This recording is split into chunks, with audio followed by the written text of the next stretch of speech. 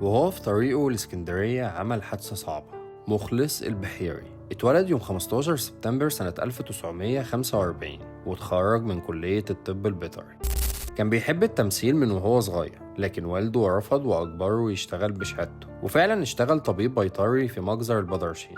ومن المواقف الصعبة اللي اتعرض لها خلال فترة عمله إنه كان السبب في حرق جاموسة مصابة بالسل من خلال مادة كيميائية بعد ما صاحبها كان جايبها له عشان يعالجها. وبسبب الموقف ده والده بدأ يخاف عليه من رد فعل الناس، وطلب منه إنه يتنقل لإدارة الطب البيطري.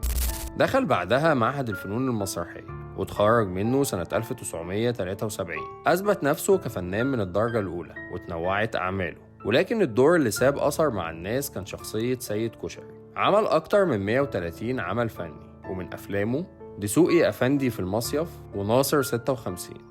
وتيجي سنة 2001 وبالتحديد يوم 29 أغسطس وهو في طريقه لإسكندرية عمل حادثة صعبة عشان يتوفى هو وزوجته وأولاده. ودي كانت قصة النهاردة من اسمك مش غريب.